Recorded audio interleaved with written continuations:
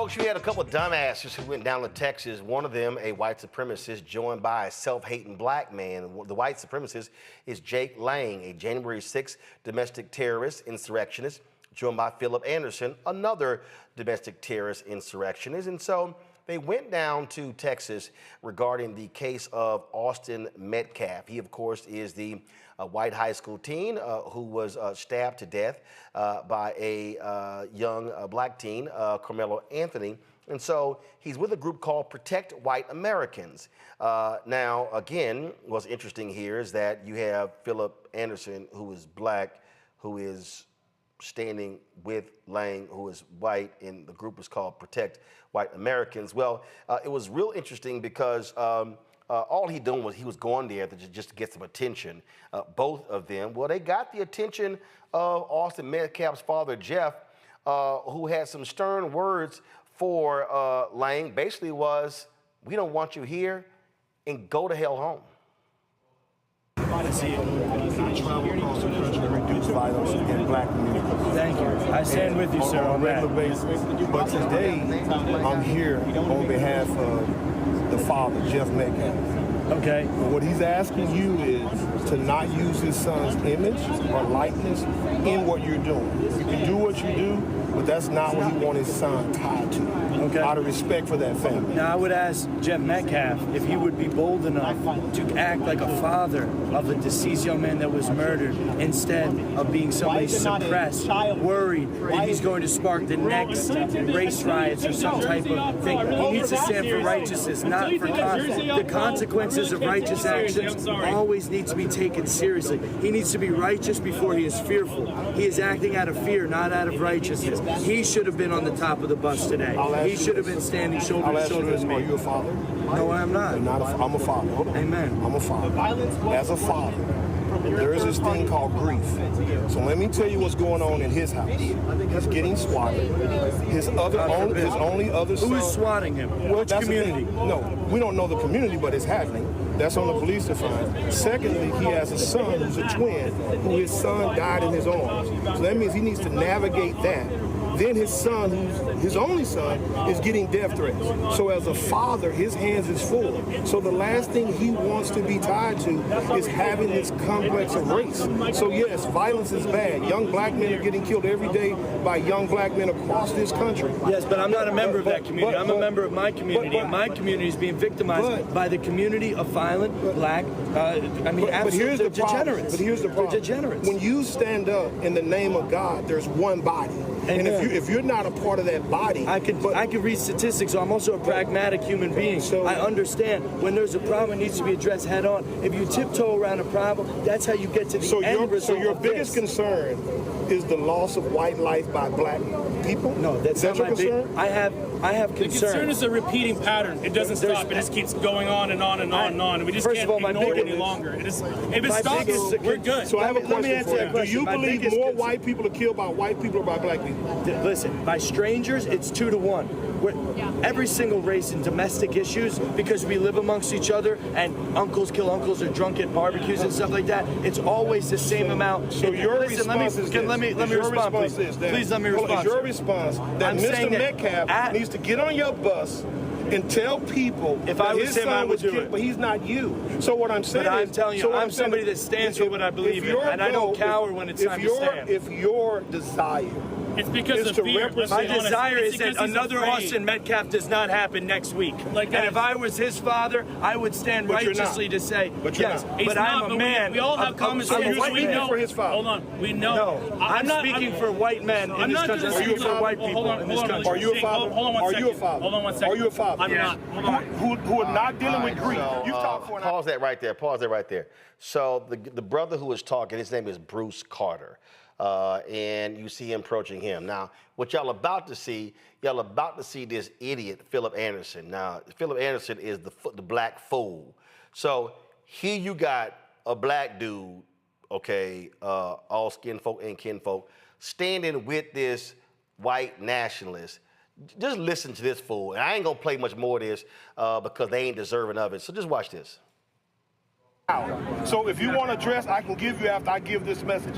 The bottom line is this. You have a father that's out of respect asking you not to put his son's face in a place. How do you say you're going to represent people when you can't respect the will of the people? Let me respond, guys. There's too much peanut gallery. I'm sorry, you said what now? His father did not say that. Can we please let me respond? So you believe? believe? I'm having a conversation between you and I. That's just what that Listen to this. Yeah.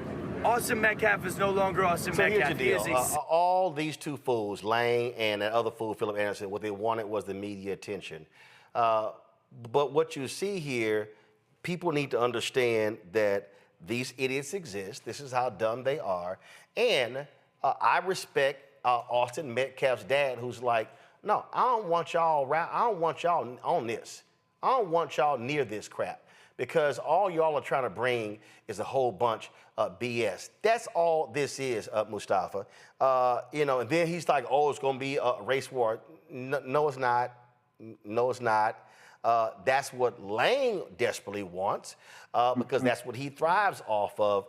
And again, I don't know what that dumbass black dude is doing. I mean, I don't know where he come from. But then again, if you black and if you were stupid enough to be down at the Capitol on January 6th on the side of MAGA, well, that lets us know how stupid you are. I mean, racists are going to be racist, right? Hate is their oxygen. And when they don't have that, then they begin to suffocate, they begin to shrink. And that's why they continue to stoke these fires. You know, it's interesting because he wanted to talk about statistics, or at least that's what he said, although we know that that's not true. If he would even just go over to the FBI, they have the Union Crime Reporting Program, if it still exists, because they might have gotten rid of it here recently. It's better known as UCR, and it actually talks about crime inside of our country. And it's just what that other brother had shared. You know, white folks do crime on white folks, just like other groups do it. And a lot of it is proximity and all these different types of things that are a part of the dynamics that go on. So, you know, trying to make a race war or all these different types of things is just a part of the talking points. It's a part of attracting folks who are, who are hurt and in pain, who are looking for a group to be a part of and a cause to be a part of.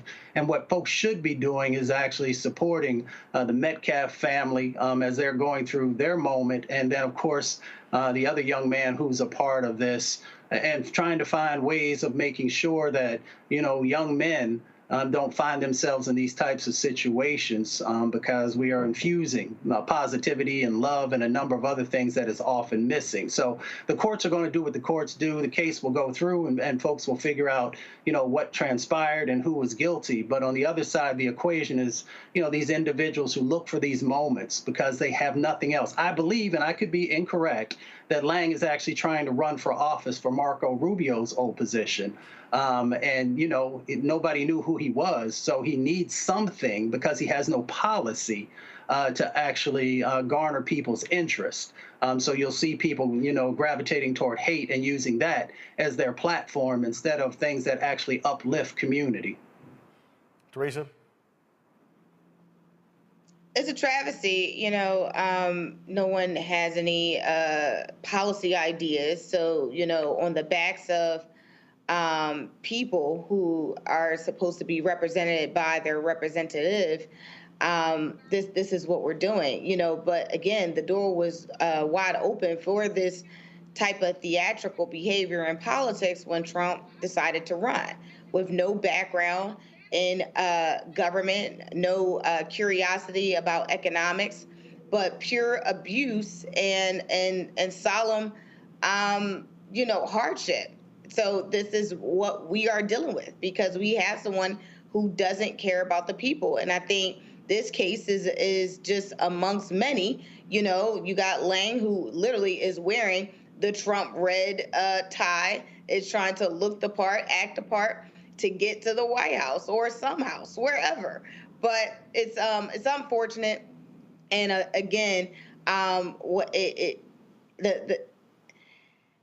someone like me who's in communication, I'm also fighting these battles that's in miscommunication and relevancy in media and accuracy thereof, because what's happening now is I feel like it's an overkill with so many mainstream outlets that, you know, these smaller ones are just able to find a narrative and just keep poking and poking. So I don't know. It's just something that we definitely need to keep our eyes on.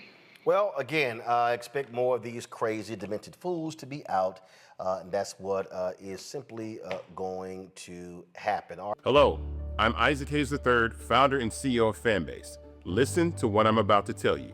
The window to invest in Fanbase is closing. We've raised over $10.6 million of our $17 million goal. That means there's room for less than 6,370 people to invest in Fanbase for the average amount. The minimum to invest in Fanbase right now is $399. That makes you an owner in Fanbase today. Go to startengine.com/fanbase to invest. Why? Because current social apps have taken advantage of users for far too long, with content suppression, shadow banning, harmful racist content, and no real tools for monetization and equity. Fanbase has over 1.4 million users and counting, allowing anyone to reach all their following and monetize their content from day one. Social media is the new TV, and whoever owns the apps that distribute that content have the opportunity to own potential billion-dollar companies. While big platforms with uncertain futures are failing to serve their users, Fanbase is stepping up to fill the gap. Don't wait until it's too late. Invest now, invest for yourself and your future. Go to startengine.com/fanbase and own the next generation of social media.